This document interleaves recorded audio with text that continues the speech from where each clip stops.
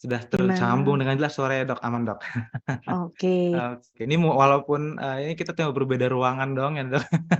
Iya, Mhm.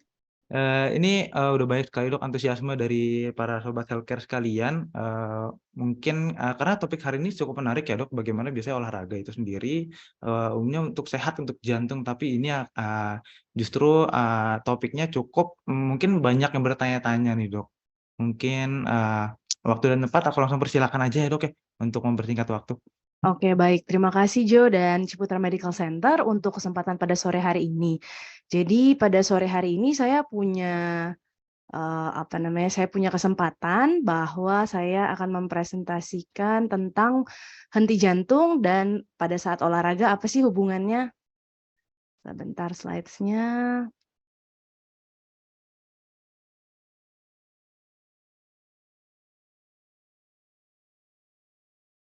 Nih. Jadi ini kalau teman-teman mungkin udah pernah, tahu ya isu-isu terakhir, eee, bukan terakhir juga sih maksudnya udah banyak lah kejadiannya tentang henti jantung pada saat olahraga. Saya langsung masuk ke materinya aja ya, Jo. Oke, nih jadi Silakan, Dok.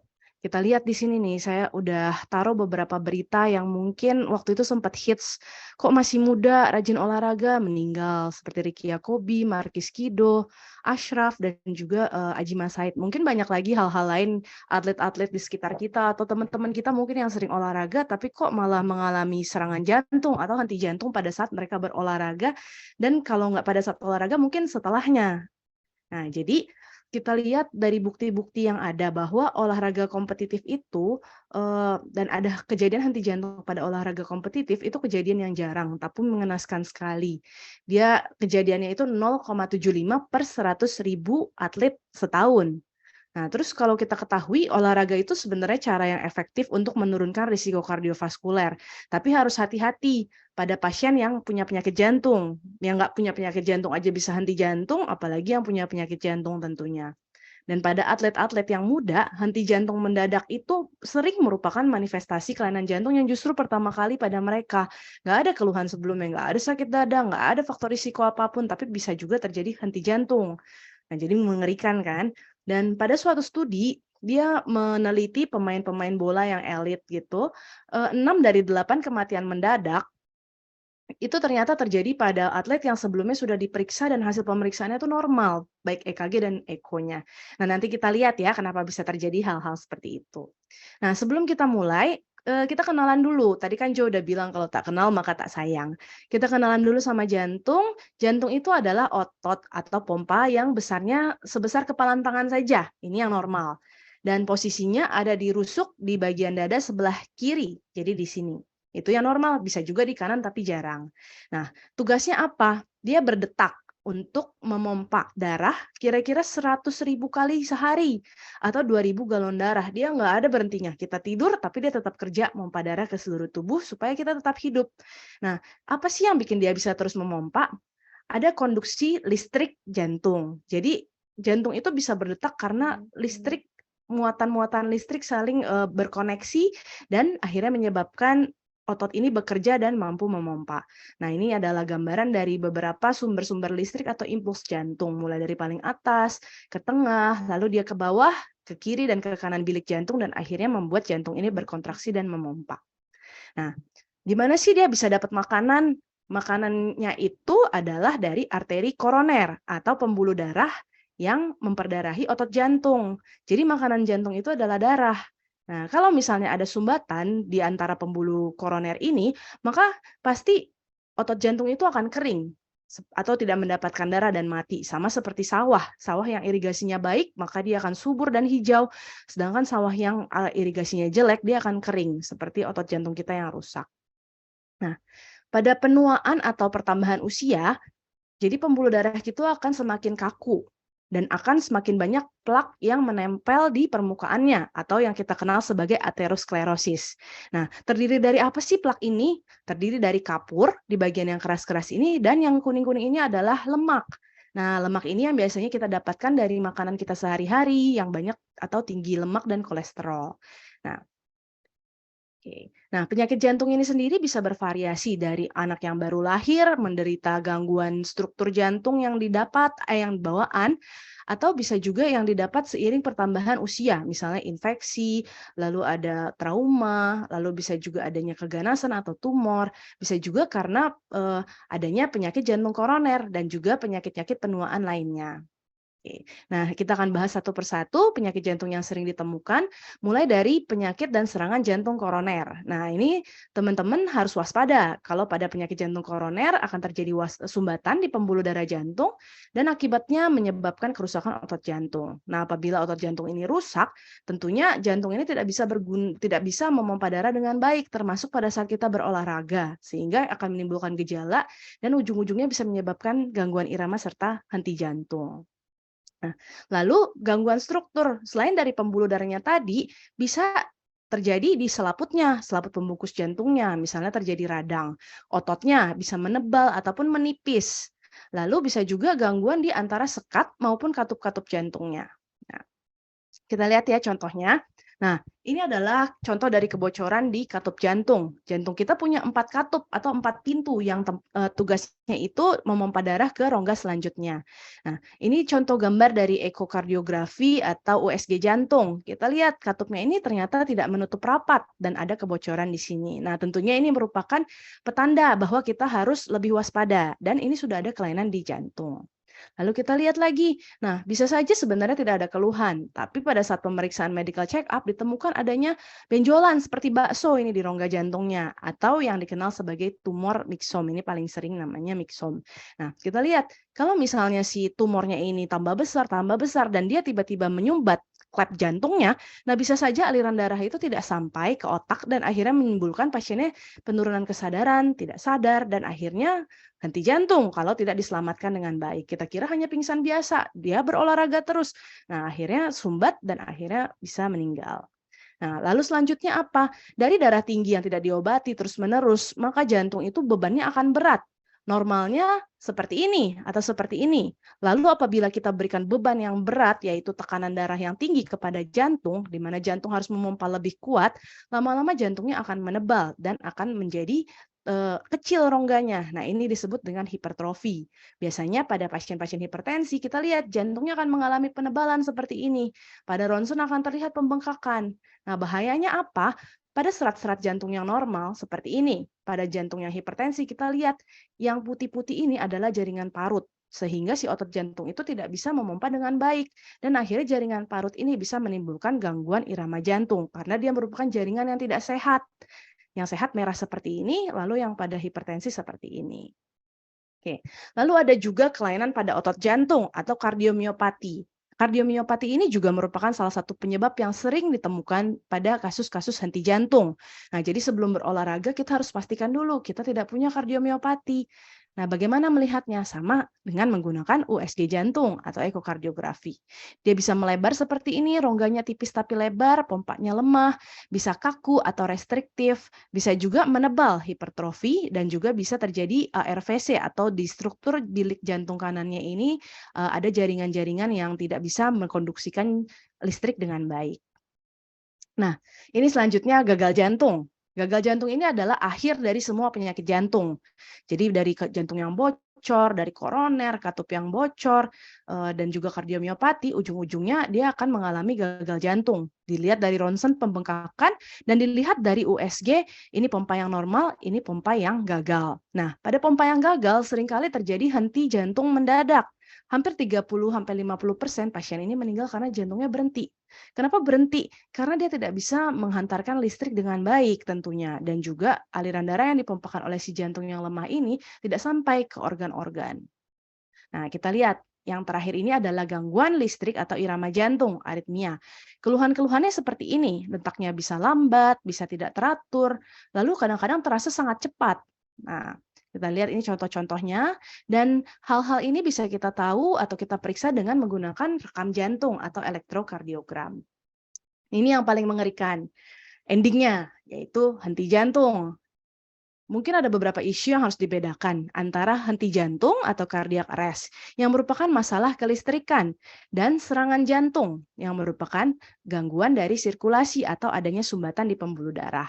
Nah, pada henti jantung ini adalah masalah listrik. Bisa saja tidak ada masalah lain seperti strukturnya bagus, pembuluh darahnya bagus, tapi tiba-tiba aja berhenti. Nah, seperti ini. Pada kondisi henti jantung, tidak ada darah yang terpompakan ke seluruh tubuh. Akhirnya, pasiennya biasanya pingsan duluan, lalu tidak sadarkan dan akhirnya meninggal. Nah, terus kita lihat lagi penyebab henti jantung di sini. Yang warna orange ini adalah penyakit jantung koroner. Jadi sebagian besar itu disebabkan oleh penyakit jantung koroner. Lalu yang warna hijau sedikit lebih kecil itu karena kardiomiopati. Lalu yang biru yang lebih kecil lagi adalah sindroma aritmia yang diturunkan atau masalah dari gangguan kelistrikan tadi yang mungkin agak susah untuk dilihat nantinya. Lalu yang lebih kecil lagi adalah masalah katup jantung, itu sebesar 1-5%.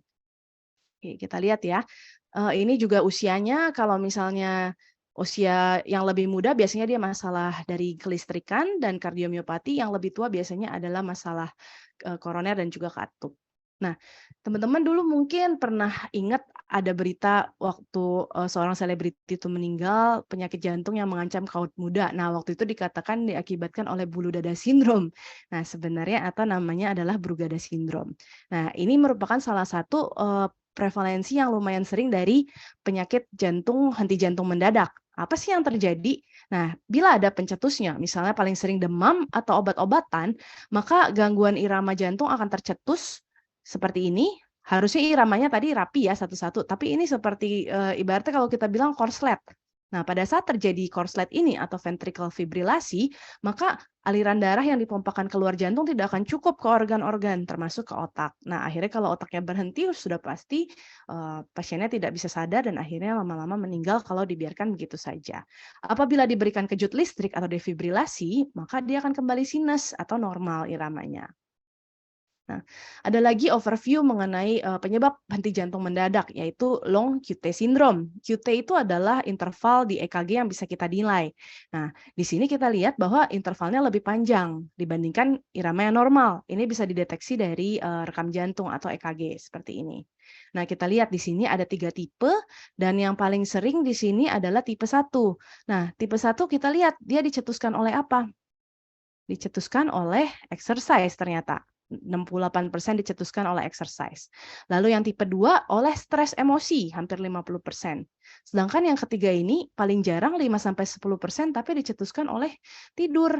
Justru pasiennya meninggal dalam tidur. Jadi kadang-kadang pernah ada cerita mungkin, wah dia bangun tidur, dia tidak bangun lagi. Nah ini mungkin kenanya adalah long QT syndrome. Nah, terus ada juga alasan lain. Misalnya pada saat berolahraga tentu ada hormon yang dikatakan adrenalin atau hormon stres, dia akan memacu jantung, menyebabkan detak jantungnya tinggi, tekanan darahnya tinggi. Nah, di sini harus hati-hati apabila Sobat Health Talk mempunyai riwayat serangan jantung atau sudah diketahui punya penyakit jantung lain seperti kardiomiopati ataupun penyakit jantung bawaan. Serta bila Sobat Health Talk mempunyai obesitas dan tidak menerapkan gaya hidup sehat. Lalu yang kedua yang sering terjadi juga adalah dehidrasi. Jadi bila kita olahraga, makannya tidak benar, atau misalnya kurang kalsium dan kurang magnesium, maka akan menyebabkan kadar mineral yang mengandung muatan listrik itu rendah dan menyebabkan otot jantung kita tidak bisa memompa kelistrikannya dengan baik dan akhirnya bisa berhenti mendadak. Nah, sekarang saya mau bahas mengenai henti jantung pada olahragawan. Jadi kita kan suka cerita, kok musuh yang muda udah kena serangan jantung nih, tiba-tiba meninggal.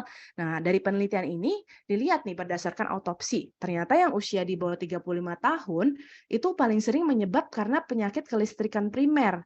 Dan 44% ternyata tidak bisa diidentifikasi kenapa. Nah, yang di bawahnya ini adalah penyebab-penyebab kelainan struktur dan otot jantung yang bisa dideteksi dan bisa diperiksa. Nah, sedangkan pada usia di atas 35 tahun itu ternyata adalah penyakit jantung koroner, hampir 80%. Yang lain-lain adalah kelainan otot jantung dan kelistrikan. Nah, miokarditis ini adalah peradangan otot jantung. Oke. Jadi di sini ada 3 hal yang mungkin kita harus concern. Jadi gimana sih efek olahraga berat itu pada jantung? Terus mungkin ada nilai potensial untuk screening kelainan jantung ini. supaya mengurangi kejadian henti jantung. Serta sebenarnya harus diapain sih pasien itu supaya bisa memperbaiki keluaran pasiennya, kita harus resusitasi dengan baik dan benar tentunya, bukan cuma ditepok-tepok pasiennya. Nah, kita lihat ya. Nah, athlete heart ini adalah respon fisiologis jantung sebagai respon dari olahraga yang berat. Jadi apabila seseorang itu olahraga terus-terusan dalam intensitas yang berat, maka jantungnya akan berkompensasi. Dia akan beradaptasi menjadi remodeling atau berubah bentuknya sehingga mampu menghasilkan curah sekuncup yang tinggi selama olahraga. Misalnya orang normal pompanya 5 liter, mungkin dia bisa 6 sampai 7 sampai 8 liter. Nah, lalu untuk itu jantungnya harus berubah struktur tentunya. Dia harus menjadi lebih tebal dan juga dia menjadi besar rongganya. Jadi kalau tadi kelainan dia hanya besar tanpa menebal atau dia hanya menebal tanpa membesar. Nah, kalau ini seimbang, semakin lebar dan juga semakin tebal sehingga menjadi seimbang. Lalu juga ada remodeling fungsional di mana sistem sarafnya menjadi kompensasi, detak jantungnya jadi turun, lalu detak jantungnya itu juga lebih efektif pompanya. Perbaikan fungsi diastolik, maksudnya juga jantungnya jadi lebih lentur sehingga pasiennya punya kapasitas pompa yang lebih kuat. Nah, secara keseluruhan adaptasi terhadap olahraga itu baik. Jadi untuk otak, dia bisa meningkatkan neurogenesisnya, memperbaiki fungsi kognitif lebih cerdas jadinya.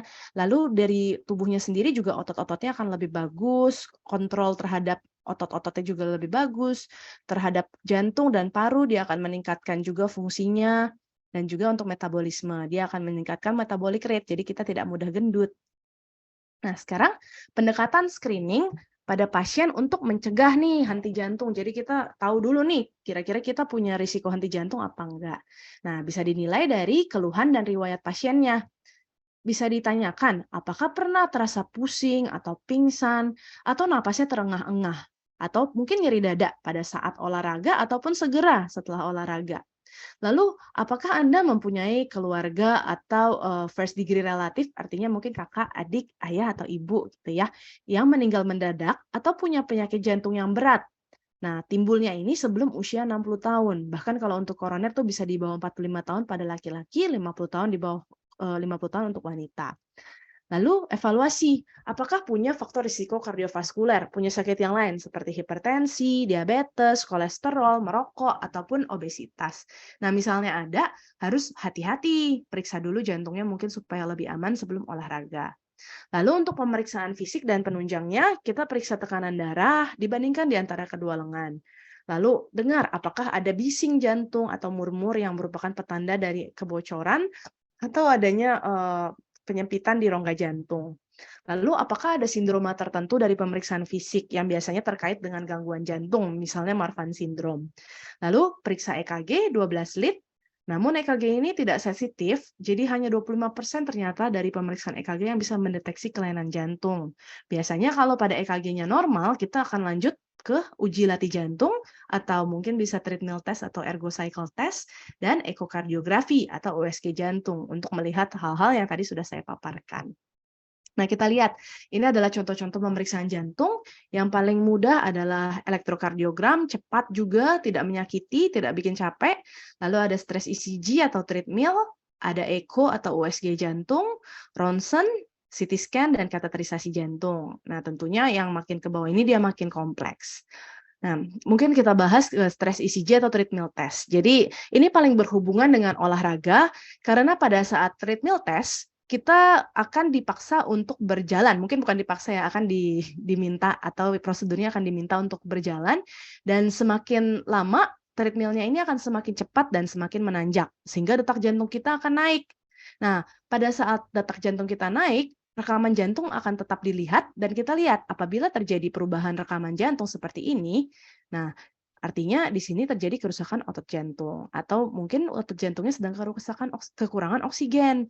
Nah, pada normalnya tidak akan terjadi perubahan rekam jantung pada treadmill test. Nah, kita lihat sampai kapan sih kita melakukan lari nih.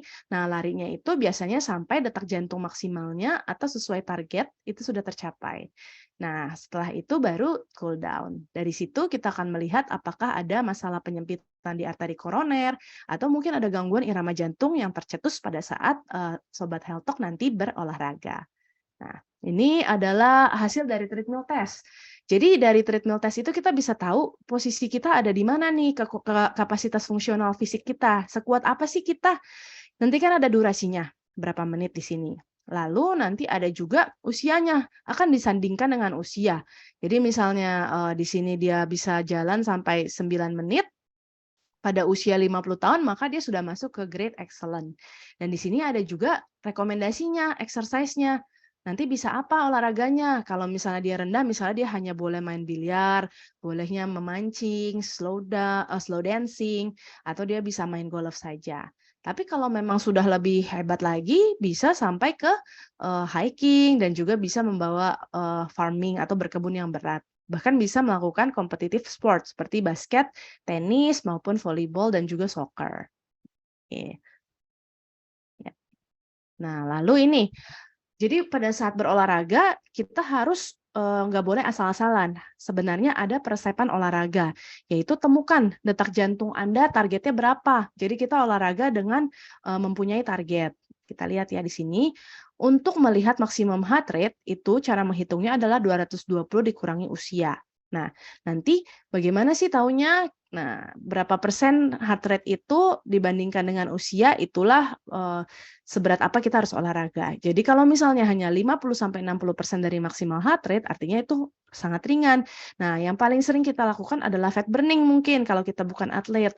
Nah, di sini sebenarnya cukup hanya 60-70% heart rate, tapi dalam kondisi yang stabil, jadi aerobic endurance. Nah, nanti kalau misalnya kita heart rate-nya tinggi, malah masuknya ke anaerobik. Nah, kalau yang maximum zone ini biasanya untuk atlet. Nah, ini adalah contoh-contoh olahraganya, berbagai macam olahraga, dari skill, power, mix, dan juga endurance. Di sini kita lihat yang ringan termasuk antara lain misalnya golf, lalu yang medium ini misalnya bisa tenis, atau bisa juga dancing, dan juga untuk high ini kita lihat dia ke weightlifting, wrestling, ataupun tenis, basketball, dan lain-lain. Oke. Nah, lalu ini contohnya resep olahraga. Kita mau tahu dulu nanti kita di resep yang intensitasnya apa, apakah ringan, sedang, tinggi, atau very high intensity exercise. Biasanya sih kalau pasien-pasien jantung ke moderate intensity nantinya. Nah, persiapannya gimana sih? Tidak sesimpel itu juga. Jadi ada frekuensinya. Berapa kali seminggu? Lalu intensitasnya yang apa tadi? Lalu waktunya, durasinya berapa lama? Berapa kali seminggu?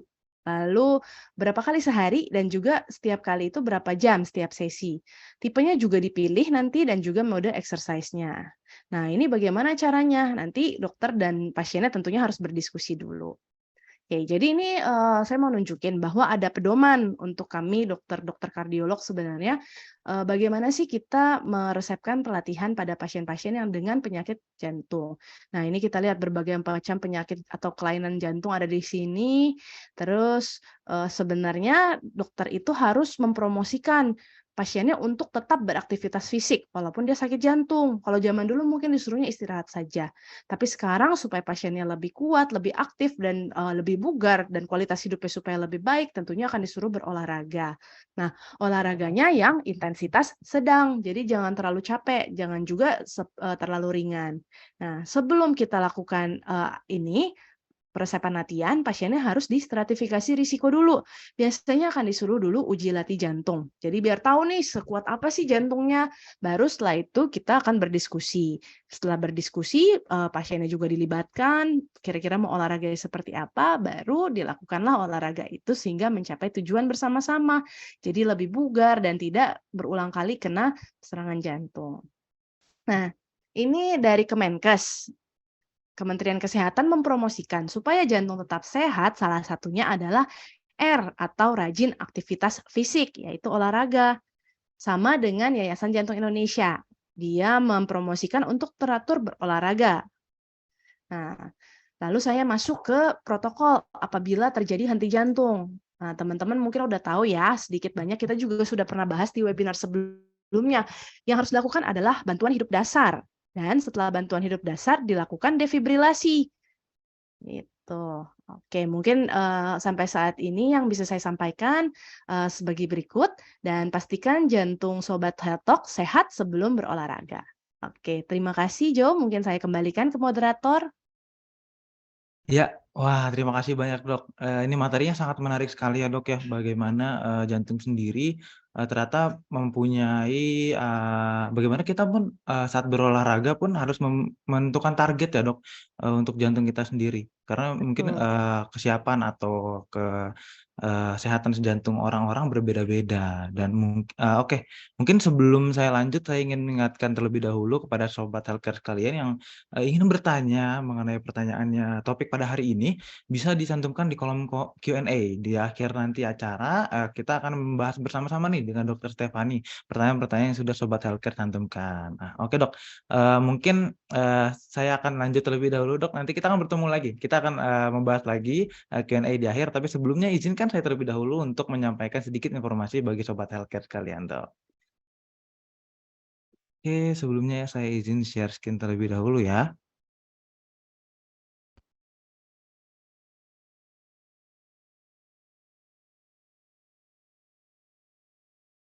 Ya. Oke, seperti yang sudah saya sebutkan tadi di awal, khusus untuk hari ini Sobat Healthcare Bapak Ibu yang bergabung bersama kita di webinar Health Talk kali ini, mendapatkan harga khusus. Harga khusus apa sih? Nah, tepatnya mendapatkan harga khusus, medical check up jantung prima. Yang pertama itu ada dari harga normal 2 juta menjadi 1,499 dan meliputinya apa saja seperti tadi dijelaskan oleh Dokter Stefani ya.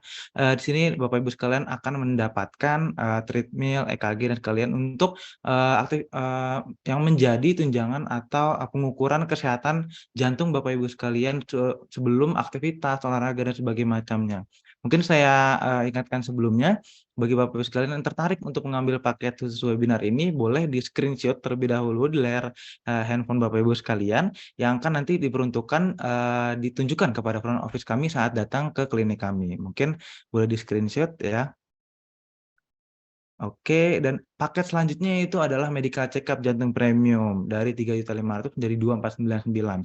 Perbedaannya apa? Di sini akan, Bapak Ibu sekalian akan mendapatkan paket yang lebih lengkap dan juga tentunya pemeriksaan fisiknya juga oleh dokter umum dan EKG, treatment segala macam dan juga nanti akan, konsultasi langsung. Nah, juga nanti, setelah pemeriksaan ini mungkin bisa dikonsultasikan dengan Dokter Stefani dan sebagainya macamnya dan juga tentunya akan ada syarat ketentuan untuk harga khusus ini. Apa aja sih? Yang pertama yaitu adalah harga khusus berlaku untuk peserta Health Talk webinar hari ini, 23 Juni 2023 dan juga berlaku bila melakukan pembayaran di muka atau down payment sebesar 250.000 pada acara Health Talk kali ini. Caranya gimana? Yaitu melalui link, yang ada di bawah sini nih, yang ada di www.cihos.com/cmcwebinar atau di mana, link Bapak Ibu sekalian tadi masuk. Di situ tadi nanti linknya akan terdapat beberapa button, di antaranya ada Zoom yang tadi Bapak Ibu masuk dan hadir bersama kami dan juga ada link DP. Di situ Bapak Ibu sekalian bisa langsung melakukan pembayaran di muka.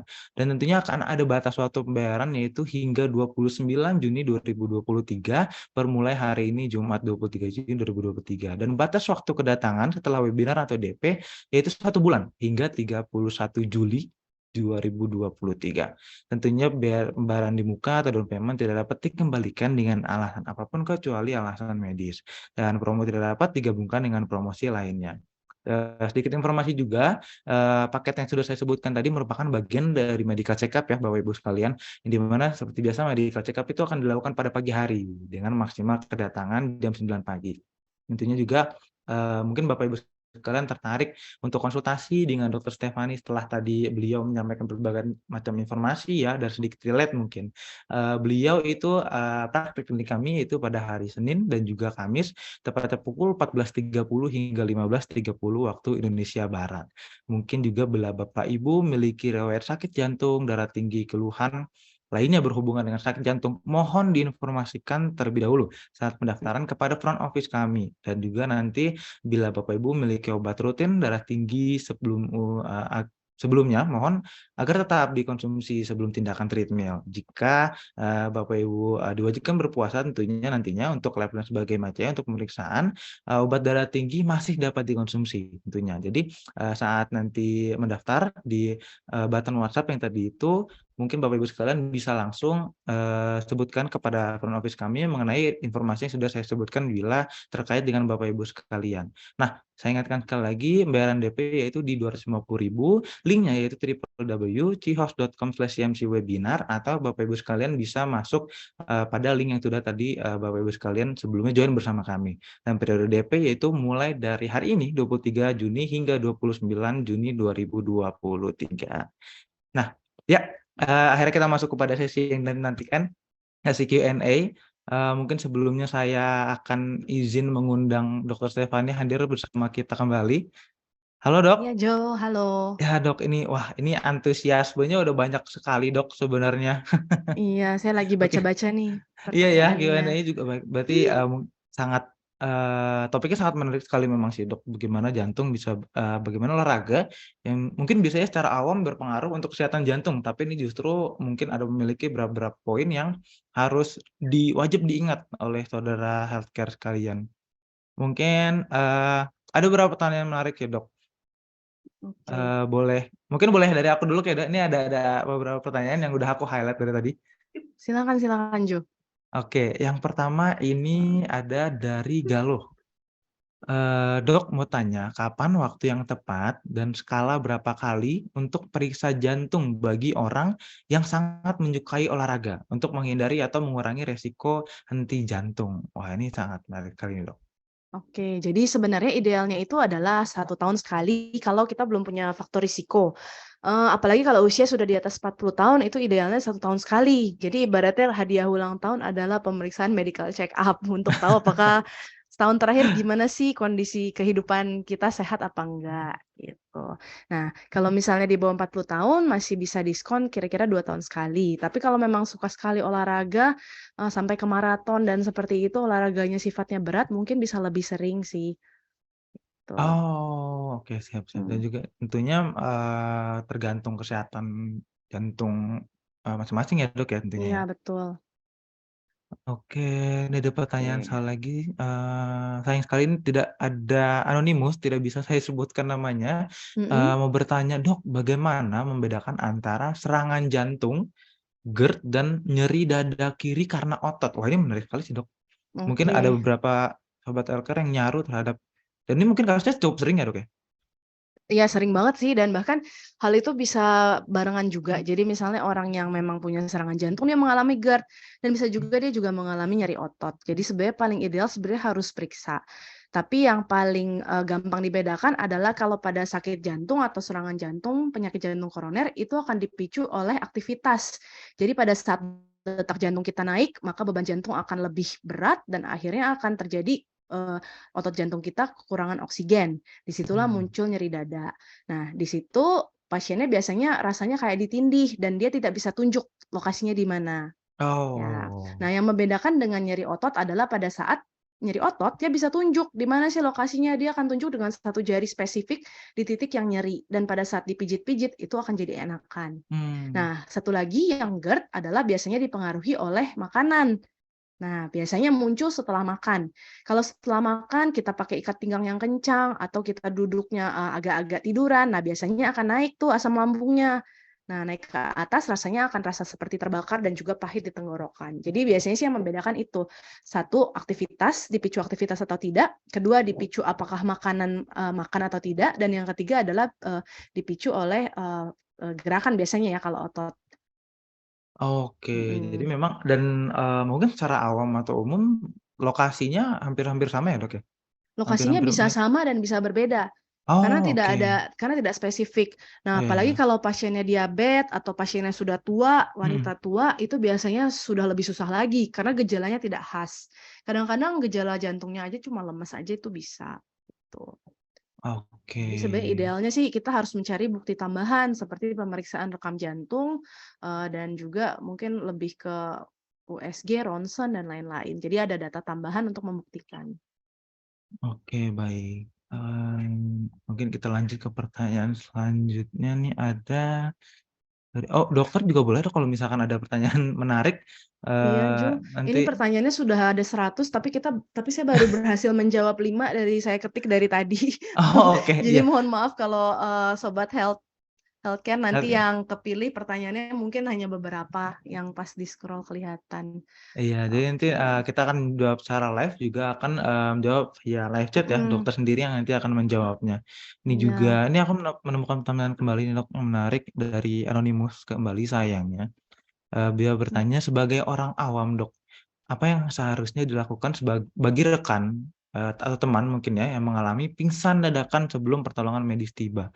Lalu orang yang sudah kelelahan berlebihan, Mhm, mungkin gara-gara olahraga mhm bisa mhm. jadi, tiba-tiba dada sakit atau kepala pusing. Sebaiknya itu apakah disuruh tidur atau duduk sejenak, Dok?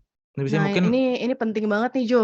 iya ya, Justru ini juga kayaknya orang awam, harus aware ya. aware ya? Jadi kalau misalnya ada rekan yang pingsan dadakan, tentunya pertama kita harus cek dia sadar beneran apa dia justru mengalami henti jantung. Mhm Jadi mungkin di webinar kita sebelumnya kita udah sempat bahas ya. mhm, Jadi kita cek nadinya, apakah ada nadi atau tidak. Atau kalau pasiennya memang nggak sadar, nggak respon, kita lakukan saja pijatan jantung luar yang tadi, yang ada videonya tadi ya. Jadi mhm, dilakukan kompresi dada. Misalnya pasiennya itu pingsan bukan karena jantung atau dia hanya pura-pura kita tekan begitu, dia pasti akan bangun. oke Tapi, ya kalau misalnya memang dia henti jantung, nggak salah dong kita menolong dia. Pertolongan medisnya datang. Nah, lalu yang kedua, orang yang kelelahan berlebihan, sakit dada atau pusing. Misalnya ada teman kita, kita lagi main bulu tangkis bareng-bareng, mhm, tiba-tiba dia ngeluh dadanya sakit. Nah, itu jangan langsung dibaringkan. oke, Nah, kenapa? Karena kalau pasiennya disuruh berbaring, maka beban jantung itu akan bertambah. Jantung yang lagi terbeban, detaknya lagi kencang, ada serangan, bila diletakkan dalam posisi datar, aliran darah yang di kaki itu akan naik ke jantung. jantung. Venous return-nya akan meningkat, sehingga jantung bebannya lebih berat, maka akan Mmm, memicu kerusakan otot jantungnya lebih parah atau kekurangan oksigennya lebih parah. Jadi lebih baik disuruh duduk. Kalau nggak duduk ya mungkin dia bisa sambil berdiri dulu, atur nafas, baru kalau sudah lebih tenang, detaknya sudah lebih turun, kita suruh duduk. Kalau enggak, itu akan menambah beban pada jantung dia kalau kita suruh berbaring, tuh. Tapi lain halnya kalau memang pasiennya udah keburu pingsan ya, itu nggak iya, mungkin kan kita tegakin lagi, tapi kita lakukan pijatan jantung luar, gitu. mungkin itu, Mhm, mungkin sedikit, tips dari dokter untuk iya, mungkin tapi ini kasusnya memang istilahnya, sangat bermanfaat dan sering ditemukan ya, Dok, ya. iya betul. Apalagi, mengenai olahraga dan jantung keduanya memiliki korelasi yang cukup, sering kita temukan. Makanya ini kita mungkin, dari dokter sendiri akan berbagi tips-tips yang sudah tadi disebutkan seperti, pijat jantung luar dan segala macam untuk Bapak Ibu sekalian nanti saat Mhm. berolahraga. Oke, Oke, Jo, mungkin saya mau jawab ini nih, Jo. Ada satu oh, pertanyaan boleh, yang Dok? ditanyakan oleh penanya pertama, jadi kayak kita harus appreciate dulu. Oh, oke, siap, boleh Heeh. boleh, Dok. Nah, dia bilang dari Bapak Doli ya, Bapak atau Ibu Doli Oh, iya, heeh, jadi dia bilang orang tuanya meninggal karena penyakit jantung, padahal rajin olahraga. Olahraga bisa 5 kali seminggu, jogging dan sepeda, juga sudah berhenti merokok 5 tahun sebelum meninggal. Nah, penyakit jantung didapat setelah berhenti merokok kira-kira 2 tahun sebelum meninggal, mohon penjelasan. mmm, Oke, jadi, walaupun olahraga itu beneficial atau menolong, bermanfaat untuk kesehatan jantung, hal-hal lain, faktor risiko lain seperti merokok, kolesterol, kencing manis, itu juga harus diikut sertakan dalam, pencegahan. Jadi nggak boleh ada salah satu pun faktor risiko yang ada, gitu. Nah, bahkan kita sudah berhenti merokok pun, bahkan tidak merokok, itu bisa terjadi henti jantung juga. Tapi masalahnya biasanya karena masalah irama tadi, aritmia. mhm, Jadi kelainan dari otot jantungnya sendiri. Nah, kalau misalnya nggak ada kelainan otot jantung, faktor-faktor risiko yang tadi, merokok, kolesterol, dan lain-lain itu sama sekali tidak boleh ada. Kenapa? Karena rokok sendiri itu menyebabkan kerusakan pada pembuluh darah. oke, Racun-racunnya, nikotin. Jadi walaupun orang ini terpapar merokok sebentar, misalnya hanya setahun 2 tahun, itu seumur hidup racunnya sudah akan terjadi. Nah, mmm, penelitian itu bilang kapan sih rokok itu mulai dibilang sudah tidak ada efeknya lah, sudah bisa mengurangi risikonya. Itu berhenti rokok kira-kira 10 tahun. Jadi setelah baru berhenti cukup 10 ya, Dok, ya? tahun iya, jadi kalau misalnya dia merokoknya masih on off, ya itu kerusakannya pembuluh darahnya, racunnya akan tetap tertumpuk di dalam darah. Nah, pada pemeriksaan ekokardiografi pun biasanya para perokok itu gambaran jantungnya tidak bagus. Jadi Hmm. kalau misalnya tidak merokok, paru-parunya bagus, bersih, gambaran ekonya akan sangat jelas. Katup-katupnya gerakannya kita bisa lihat dengan bagus, warnanya juga bagus di color Dopplernya. Tapi pada pasien yang perokok biasanya gambarnya akan buram. Kenapa? Karena pada ultrasound itu udara merupakan musuh. Udara tidak bisa menghantarkan gambar dengan baik. Nah, pada perokok paru-parunya itu sudah banyak udara yang terperangkap. Jadi jantungnya tidak bisa terlihat dengan baik lewat eko. Mungkin kira-kira seperti itu. Wah, ini cukup cukup detail sekali ya dok. Pertanyaannya memang mungkin ada Mhm. case Jadi dari walaupun pribadi udah olahraganya kuat, kuat. bisa kena serangan jantung, nah yang lain-lainnya masih dilihat. Nggak bisa cuman salah satu saja yang kita, misalnya kita tebus dosa dengan olahraga, ya mungkin lebih Ya. baik sih, kalau seandainya tidak berolahraga mungkin meninggalnya akan lebih cepat kan. Nah, betul betul Tuh. dok. Jadi mungkin ya Mhm. selain olahraga pun sebenarnya keterkaitan dengan jantung pun eh, banyak sekali ya dok aspek-aspeknya. Jadi istilahnya Iya, semuanya memiliki kesinambungan berarti memang. betul. Hmm. Nah, ini ada juga nih Jo, ini nggak apa-apa ya, saya baca-baca terus menarik Oke. nih. Jadi dari Anonymous juga, "Selamat sore Dok, salam sehat. Saya sering merasa jantung berdetak sangat kencang hingga sulit bernafas. Hal ini terjadi begitu saja tanpa ada kejadian khusus sebelumnya. Apakah ini indikasi serius?" Nah, jadi misalnya, kita tidak memenuhi faktor risiko yang tadi tidak ada nih, hipertensi, darah Mm-mm. tinggi, merokok, segala macam, olahraga teratur, tapi tiba-tiba suka merasa seperti itu. Nah, sebelum kita bilang, jadi kita periksa nih, ternyata periksanya normal semua, tapi keluhan seperti itu ada. Nah, Oke. kita harus memikirkan bahwa ini mungkin adalah masalah psikosomatis. Jadi ada juga yang disebut dengan gangguan panik. Nah, Hmm. gangguan panik ini jadi pasiennya nggak tahu pencetusnya apa, tiba-tiba dia merasa, "Aduh kok kayaknya saya mau mati ya, tiba-tiba saya sesak napas, nggak bisa napas, kayak tercekik dan segala macam." Nah, tapi untuk bisa sampai ke diagnosis gangguan panik ini, kita harus menyingkirkan keluhan-keluhan yang memang benar ada kelainan, Betul. gitu. Nah, jadi kalau kalau itu kita harus pastikan dulu, periksa dulu apakah rekam jantungnya normal dan harus di-treadmill. Kalau misalnya pada saat dia diberikan, stres, beban jantungnya pada treadmill test tidak ada kelainan apa-apa, baru kita bisa memikirkan mungkin itu masalah dari psikis, gitu. Nah, memang ada beberapa yang, kecemasannya berlebihan dan bisa seperti itu, gitu. Jadi untuk bisa menyebut itu kecemasan, tetap kita harus step by step. Jadi dari mulai pemeriksaan yang paling ringan, kita singkirkan tidak ada apa-apa, baru kita bisa bilang itu psikis dan tidak serius, gitu. Nah, Oh, seandainya memang terdeteksi memang punya gangguan panik, ada obat yang bisa diberikan supaya tidak muncul oh, oke. serangan-serangan seperti itu. Baik, Tuh.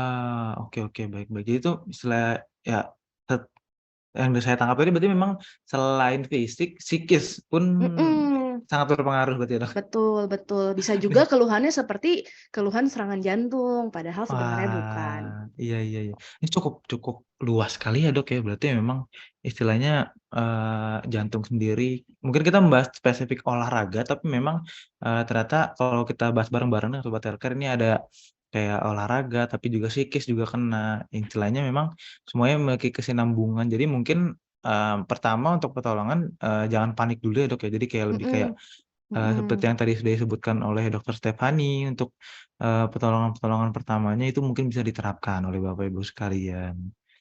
Eee, ini juga ada pertanyaan menarik nih Dok dari Bapak Yohanes Mardi Wijono. Oh ya, saya juga Eee, lagi lihat nih oh pertanyaannya. iya? Heeh, Pas sekali nih Dok.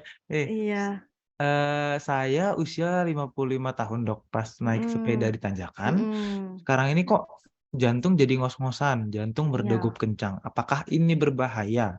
Solusi mhm, sementara saya lakukan berhenti sebentar. Apakah ini sudah benar? Oke, oke. silakan Dok. Jadi gini, pada saat kita beraktivitas, detak jantung akan naik dan tekanan darah akan naik juga. Nah, mungkin yang saya curiga karena Pak Yohanes ini, usianya sudah mulai 55 tahun ya, di mana biasanya kalau usia itu nambah, tekanan darah biasanya akan jadi naik juga. Nah, pada Hmm, saat tekanan darah naik, lama-kelamaan otot jantungnya bisa terjadi penebalan. Nah, pada saat itu jantung akan lebih gampang capek. Jadi kita keluhannya mudah lelah, aktivitas mudah lelah, naik tangga gampang capek, ngos-ngosan. Nah, biasanya itu bisa jadi dari tekanan darah yang tinggi, Pak. Nah, mungkin nanti lebih baiknya periksa dulu. Memang sudah betul berhenti sebentar sampai ketahuan masalahnya apa. Karena kalau memang kita sudah biasa olahraga nggak ngos-ngosan, suatu hari jadi ngos-ngosan artinya ada yang salah. Tuh.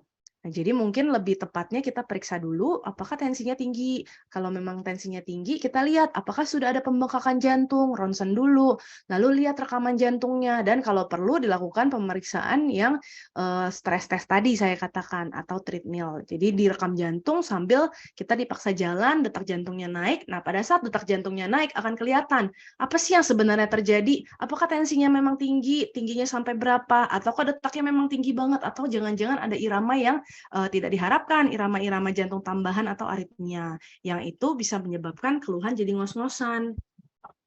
Tuh. Oke, baik. Ini juga ada pertanyaan menarik, sebentar ya, Dok. Apakah kira-kira terjawab ini masih banyak banget ya pertanyaannya ya, dan terus bertambah. Udah Tambah, Dok. 150, 140.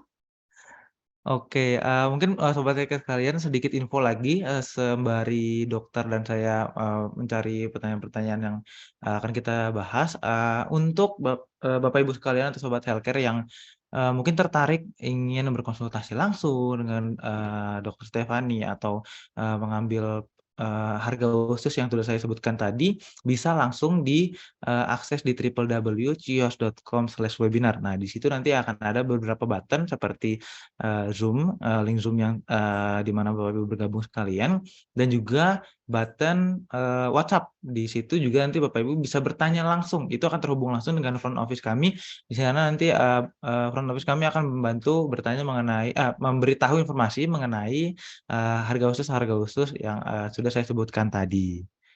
Oke, ini ada pertanyaan menarik lagi, Dok, dari Muhammad Irfan Renaldi.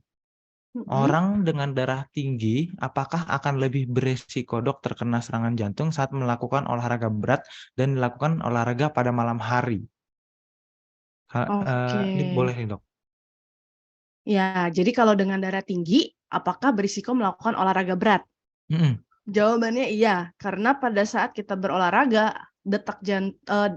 tekanan darah itu akan meningkat. Nah, jadi kalau misalnya pada uji treadmill, setiap stage itu kita akan periksa tekanan darahnya. Di situ akan terlihat bahwa setiap stage itu tensi akan naik dan ada yang dinamakan respon hipertensi.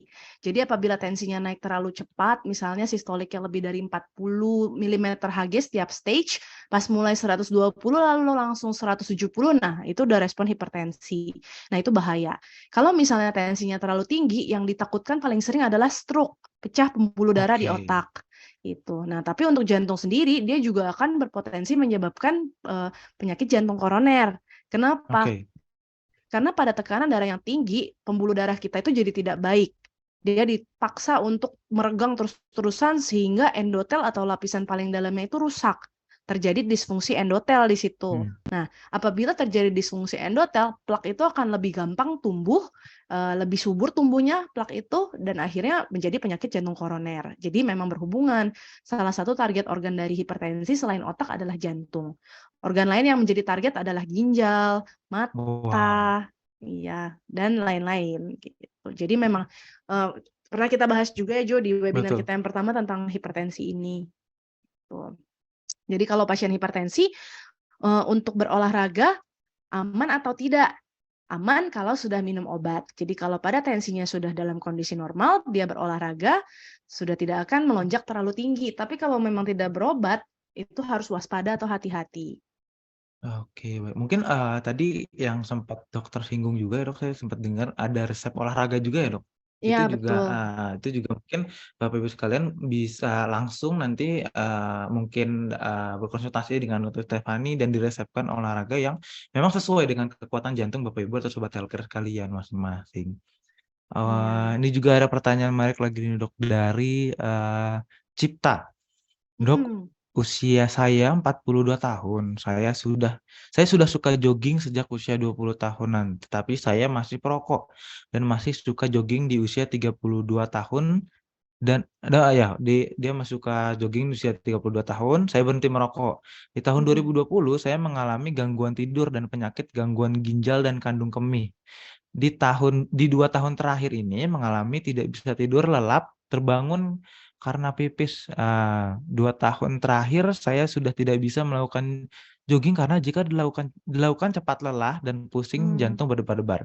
Apakah saya ada potensi penyakit jantung, Dok? Oh, mungkin beliau menceritakan dulu histori mengenai yang dia mhm alami, mhm Dok. mhm. Apakah beliau memiliki potensi penyakit jantung dan apakah beliau tidak bisa lagi olahraga jogging dan sepak bola lagi? Wah, ini menarik sekali sih, Dok. Iya, oke, Pak Cipta ya. Jadi, Betul. mmm Jadi lebih ke masalah ada masalah gangguan ginjal dan gangguan kemih ya. Mhm. Lalu sejak 2 tahun terakhir ini tidak bisa jogging karena cepat lelah dan pusing jantung berdebar. Nah ini baiknya sih kita tahu dulu penyebabnya apa. Bisa saja misalnya seseorang itu sudah lama tidak berolahraga sehingga kapasitas fisiknya menurun. Nah, begitu dia mau mulai olahraga lagi seperti dulu dia pas masih muda, itu pasti sulit untuk memulainya karena itu terjadi namanya deconditioning.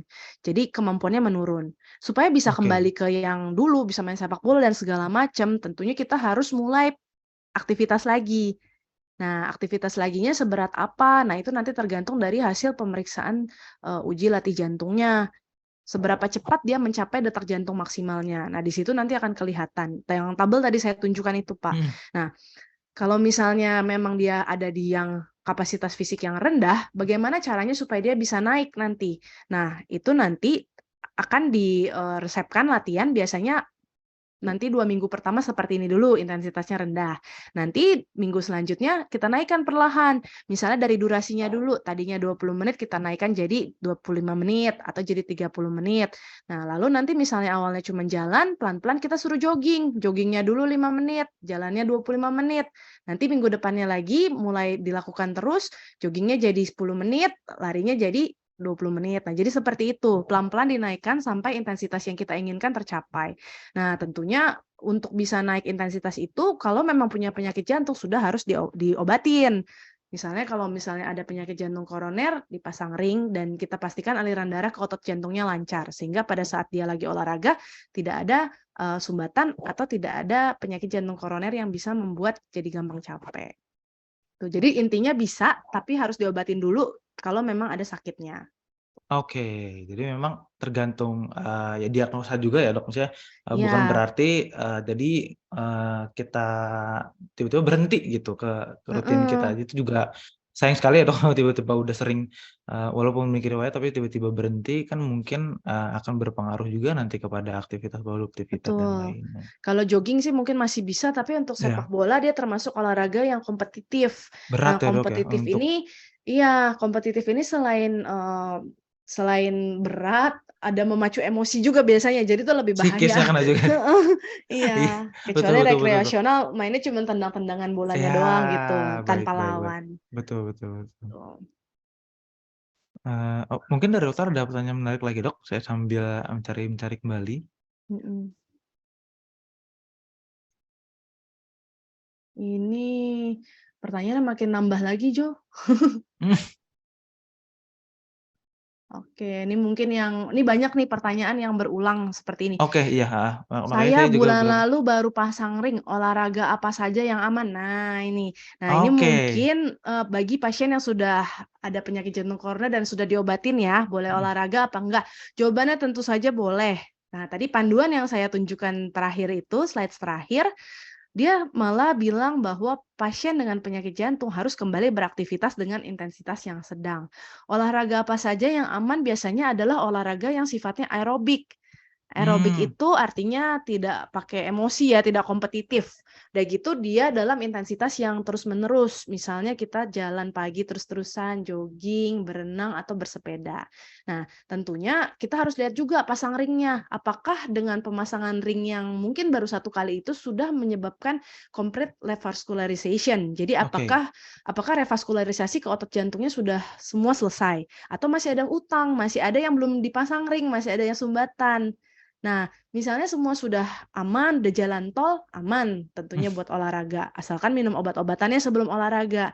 Tapi kalau memang masih baru satu yang dipasang ring dan ada beberapa sumbatan di tempat lain yang belum diobati, nah itu harus hati-hati dulu. Jadi pastikan Anda konsultasi lagi dengan dokter Anda, apakah sudah bisa olahraga atau belum.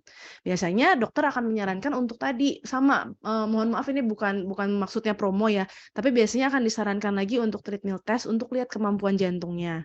Apabila treadmill testnya sudah bagus, tidak ada indikasi kekurangan oksigen di otot jantungnya, maka Anda sudah aman untuk berolahraga. Tapi kalau masih ada sumbatan, masih ada kekurangan oksigen di otot jantungnya, artinya masih belum aman untuk olahraga. Tuh. Oke, nah, mungkin sedikit itu tadi, seperti yang tadi disebutkan oleh Dokter Stefani, Bapak Ibu sekalian, mungkin bisa juga nih Dok melakukan treadmill test juga atau EKG dan segala macam.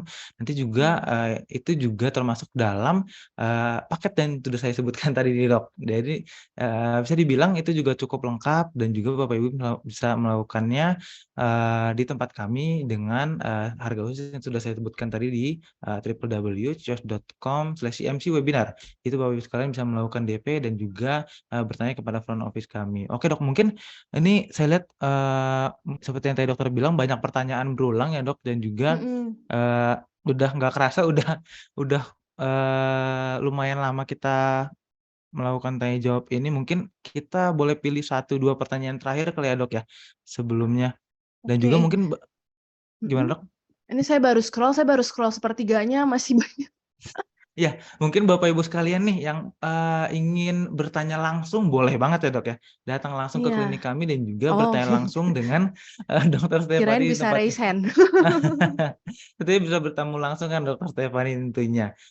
Di situ nanti di link yang sudah saya sebutkan ada, button WhatsApp, di situ nanti akan terhubung dengan front office kami, Bapak Ibu sekalian bisa melakukan appointment dan segala macam dan, nanti akan dijadwalkan. Oke.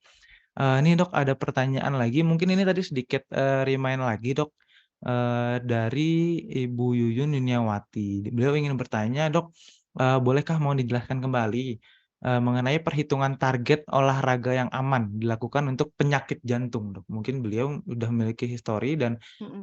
seperti perhitungan target yang tadi sudah dokter jelaskan, Bu. Oke, mungkin untuk, penjelasan peresepannya itu tidak spesifik untuk setiap individu. Oke. Setiap orang punya kondisi jantung masing-masing yang biasanya akan dinilai langsung oleh dokternya masing-masing. Jadi kalau dulu di, pusat jantung nasional kita, di situ pasien-pasien yang setelah operasi ganti katup misalnya, setelah bypass, atau setelah, serangan jantung akan mengikuti program rehabilitasi. Di situ kita punya gym yang biasanya sebelum mulai ikut program rehabilitasi, pasiennya akan di stress test dulu atau diuji latih jantung pakai treadmill test. Di situ akan terlihat seberapa kuat si pasien ini sebelum dia mulai beraktivitas. Nah, dari situ barulah keluar resep latihannya yang dihitung dari maksimal heart rate-nya dia, yang didapatkan dari hasil uji itu. Jadi kita harus tahu dulu kemampuan dasar dia semana. Baru dari situ kita bisa resepkan latihan. Nah, sesuai dengan sakitnya apa, biasanya sih akan dimulai dengan intensitas yang ringan dulu atau sedang dulu. Misalnya dia habis operasi, mungkin kita mulai dari intensitas ringan dulu. Gitu. Nah, intensitas ringan itu tadi hanya sekitar 40 sampai 60 dari heart rate-nya. Gitu. Jadi memang dari maksimal heart rate yang didapatkan dari hasil pemeriksaan pertama Iya, itu. Dan nggak oke. bisa disamakan untuk setiap orang. Tiap orang ya mungkin, seperti yang Mhm. tadi udah disebutkan, ya mungkin dengan melakukan pengecekan ya Dok, itu bisa ditentukan mungkin berapa target dan juga nanti, dokter sendiri bisa meresepkan, target-target Mhm. tersebut atau olahraga apa sih yang tepat dilakukan oleh sobat healthcare sekalian. Oke, Betul. apakah ada pertanyaan menarik nih Dok? Mungkin satu 2 lagi Mmm. ketika dokter nggak ada, saya dapat pertanyaan menarik Boleh lagi nih Dok. boleh. Boleh Jo, silakan. Ini saya lagi sambil scroll baca-baca juga. Oke, mungkin, 2 pertanyaan terakhir kali ya, Dok, dari saya, 1 nanti baru dari dokter, lagi. Iya, silakan. Terakhir ini ada dari sayang sekali dari anonimus, tapi ini menurut saya cukup menarik. "Dok, saya ada beliau, ada paten foramen oval dalam batas normal dan setiap check up hasil EKG sinus aritmia kadang ada beberapa hari yang tiba-tiba Kepala terasa berkunang, seperti kurang oksigen, tapi ini hanya muncul kadang-kadang aja, Dok. Saya olahraga tenis dengan rutin, tapi kadang habis olahraga, badan bisa terasa lemas sekali. Apakah dengan kondisi bawaan tadi, risiko henti jantung ketika berolahraga itu tinggi? Oke, jadi ada paten foramen oval ya atau PFO. Nah, ini sebenarnya pertanyaannya spesifik buat kasus sih. Iya, Jadi makanya, Dok. Menarik heeh, sekali makanya tadi saya lihat. eee, kalau PFO itu kan ada kebocoran di sekat jantung yang Mhm. atrium atau di bagian serambi ya. Nah, itu biasanya sih tidak besar, tidak berat, cuman biasanya keluhannya itu akan menyebabkan, seperti stroke pada usia muda, PFO ini bahayanya. Nah, jadi kalau menurut saya dari PFO itu menyebabkan henti jantung sih tidak ada hubungannya, satu. Terus yang kedua, hasil EKG sinus aritmia itu adalah detak jantung yang tidak teratur tapi normal. Jadi ada, gangguan aritmia yang mungkin ini bukan gangguan lah, variasi ya, variasi normal. Nah, tapi kepala tiba-tiba berkunang dan, kurang oksigen hanya muncul kadang-kadang saja, mmm, ini keluhannya nggak spesifik. Bisa aja pasiennya mempunyai hipotensi gitu loh, justru Oke, darahnya rendah, itu bisa terjadi. Jadi pada saat kurang darah, ke otak akan terasa berkunang-kunang, tuh. Tapi ini nggak bisa dibuktikan ya, harus diperiksa oke, ya. heeh, Udah betul betul. gitu, dengan olahraga rutin badan bisa terasa lemas sekali. Nah ini saya juga nggak apakah bisa aja karena dengan olahraga yang berat, gulanya jadi turun, sehingga dia kelaparan, itu bisa Oke, juga. Nah, sebenarnya kalau mau membuktikan ya harus ada bukti pemeriksaan. betul, seperti yang tadi dokter sebutkan Mhm, dan tidak tapi bisa diagnosa sendiri ya tentunya, Dok, ya? ya, terus kalau dari pertanyaannya, apakah kondisi bawaan tadi risiko henti jantung ketika berolahraga itu tinggi? Kalau hanya dengan yang tadi disebutkan, jawabannya sih tidak. Tapi tidak Oke, menutup kemungkinan ada masalah lain yang kita nggak tahu betul. apa, tuh. Oke, baik. Mungkin dari dokter ada atau pertanyaan terakhir yang menarik untuk dibahas, Ini Dok? menarik nih yang tanya sesudahnya. Boleh? Saya masih senang olahraga dinamis, lari, basket, dan sepedaan. Tapi keluarga saya banyak melarang karena takut kena jantung. Umur saya di 47 tahun sekarang. Oke. Menarik ya, Jo? Menarik Maksudnya, menarik sekali, Dok. ya dia nggak Beliau masih jadi sangat aktif di, iya, umur 47 untuk lari mhm, basket yang itu iya. yang tadi dokter sebutkan, ya cukup kompetitif ya, Dok, ya, untuk Iya betul, cukup disebut olahraga berat lah. Nah sebenarnya, takut kena jantung apa enggak, kita bisa periksa lebih dulu. Jadi kita bisa deteksi nih, oke. deteksinya dari tadi uji latih jantung olahraga, bisa juga dengan melakukan pemeriksaan CT scan jantung. Nah tadi juga ada yang nanya tuh, apakah perlu CT scan jantung? Saya baca sepintas gitu ya, ada Iya. keluhan-keluhan, apakah perlu CT scan jantung? Nah, pada CT scan jantung itu kita bisa melihat sumbatan atau ada plak di koroner. Biasanya pada orang yang tidak terlalu tua, plaknya itu bisa terbaca dengan baik. Tapi kalau umurnya udah Oh, tua banget di atas 60 tahun, biasanya terlalu banyak kalsium sehingga tidak bisa dinilai dengan baik. Nah, dari CT scan itu kita bisa lihat profil plaknya. Apakah plaknya itu plak yang stabil, yang tidak bisa jadi serangan jantung, atau plak yang tidak stabil, jadi plaknya lembek. Nah, kalau plaknya mmm, lembek itu bisa jadi serangan jantung mendadak.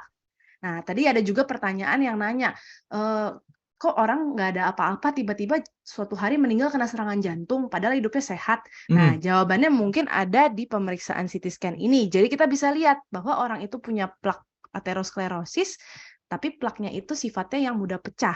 Bila plaknya sifatnya mudah pecah, orang yang tadinya nggak ada apa-apa, suatu hari dia olahraga berat, dia marah-marah, emosi, plak itu bisa pecah.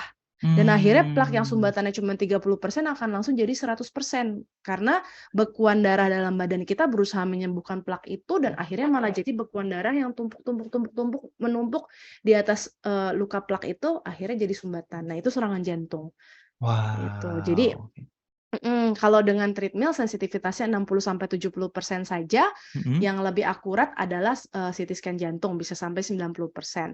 Nah, tapi kenapa kita pilih ke treadmill? Karena treadmill itu tidak menyakiti kita, tidak ada apapun yang disuntikkan. betul. Kalau misalnya CT scan yang akurat itu biasanya disuntikan, zat kontras atau zat warna yang dibuang melalui ginjal. Jadi kalau pasien punya gangguan ginjal nggak boleh. Lalu yang kedua, CT scan itu menggunakan radiasi, jadi ada efek radiasi terhadap sel-sel tubuh kita. Yang kita tahu radiasi yang terlalu sering bisa menyebabkan mutasi gen atau akhirnya menyebabkan keganasan, kanker, gitu. Sehingga untuk maju ke CT scan biasanya kita akan mulai dari tes yang non invasif dulu. Oke, oke Dok. Mungkin sebelumnya tadi mungkin menyambung pembicaraan dari dokter ya, dari semua yang kita konklusikan dari baik sekali pertanyaan yang diajukan oleh Bapak Ibu. Sebenarnya kurang lebih mungkin sebelum lebih jauh lagi aktivitas yang dilakukan Bapak Ibu bisa melakukan pemeriksaan terlebih dahulu untuk lebih aman ya Dok. Lebih baik mencegah daripada mengobati seperti biasanya. Mungkin saya izin share screen terlebih dahulu. Berikut merupakan tadi Bapak Ibu ada yang baru bergabung atau terlewat. Berikut merupakan paket yang sudah kami gabungkan, yaitu paket khusus webinar di Medical Check-up Jantung Prima dari harga normal 2 juta menjadi 1,499. Dan juga tentunya meliputi beberapa pemeriksaan yang sudah disebutkan tadi oleh Dr. Stefani. Mungkin Bapak Ibu sekalian bisa screenshot dan juga nanti bisa ditanyakan kepada front office kami dengan menekan button WhatsApp-nya. Dan berikut merupakan paket khusus webinar Medical Check-up Jantung Premium dari harga normal 3,5. Dengan mengikuti webinar ini Bapak Ibu sekalian bisa mendapatkan atau berhak mendapatkan harga khusus di 2,499 meliputi pemeriksaan yang ada di bawah ini. Tentunya itu juga bisa konsultasi langsung ya dengan Dokter Stefani nanti jika Bapak Ibu datang ke klinik kami. Oke Dok, mungkin untuk terakhir adakah kata-kata simpulan yang dapat dokter sampaikan kepada Sobat Healthcare atau Bapak Ibu sekalian? Oke, jadi, berolahraga itu memang sebenarnya sangat baik, manfaatnya juga terbukti baik, tapi hati-hati sebelum kita mulai berolahraga. Kita harus pastikan, faktor-faktor risiko yang bisa menyebabkan olahraga kita itu malah menjadi, bisa jadi pedang bermata dua gitu ya. Oke. Heeh, jangan sampai malah membangunkan macan yang tidur di dalam diri kita, tuh. Jadi Hmm. sebaiknya sebelum berolahraga pastikan dulu kondisi badan Anda sehat. Bila Anda mempunyai penyakit-penyakit tertentu, konsultasikan dulu ke dokter Anda masing-masing gitu. Dan olahraga itu sendiri, tidak semerta-merta hanya bergerak gitu. Jadi nyapu, ngepel gitu itu nggak disebut olahraga. Yang disebut dengan olahraga adalah sesuai dengan target detak jantung. Oke. Jadi aktivitas yang Anda lakukan harus mencapai detak jantung tertentu Hmm. dengan, waktu dan atau durasi yang juga, tertentu gitu. Biasanya sih harus dilakukan most days of the week, jadi 4 sampai 7 kali seminggu dan setiap kali olahraga itu harus minimal 30 menit sampai Oke, 50 menit gitu. Itu baik. baru disebut olahraga, gitu. Oke. Dan ya pokoknya sebelum olahraga pastikan tidak skip untuk tahu kondisi badan kita. Iya, Karena itu kita nggak ada yang mau mati konyol. Kira-kira itu gitu, yang dari Jo. tadi kita mention ya Dok, kita lebih baik Mhm. mencegah daripada mengobati. Oke, Sobat Cerdas sekalian, nggak kerasa nih kita udah lumayan lama sekali menemani Bapak Ibu dan Sobat Cerdas pada kesempatan kali ini. Mungkin sebelum kita tutup Dok, seperti biasa kita sebutkan dulu slogan Ciputra Medical Center, boleh Dok? Jadi nanti Boleh, mungkin dokter silakan. boleh mengingat saya nanti saat hitungan ketiga, nanti kita berdua mengatakan Ciputra Medical Center, healthy lifestyle starts here. Boleh Dok? Oke. Oke. 1, 2, 3. Healthy Healthy lifestyle lifestyle starts starts here. here. Oke, ya terima kasih Oke, Bapak terima Ibu dan sobat kasih. sekalian atas waktunya. Terima kasih saya Jonathan sebagai moderator dan juga Dr. Stefani pamit undur diri sampai bertemu di webinar Health Talk Ciputra Medical Center selanjutnya. Bye bye. Bye-bye. Oh ya Jo, mungkin saya Ya, mau ini kan banyak banget yang bertanya ya, jadi, oke. kita cuma bisa menjawab beberapa Oh dan iya, pertanyaannya masih bertanya. Mungkin betul. bagi Bapak Ibu yang masih ingin bertanya bisa kontak di sosial media saya aja. Mungkin Betul, bisa itu juga. saya Dan personal juga mungkin bisa message. membuat appointment juga nanti ke FO kita dan juga bertemu dengan saudara Dokter Stefani langsung. Ya, Gitu. oke. Oke, baik. Sampai jumpa di kesempatan lain dan webinar Health Talks lainnya. See you. See you.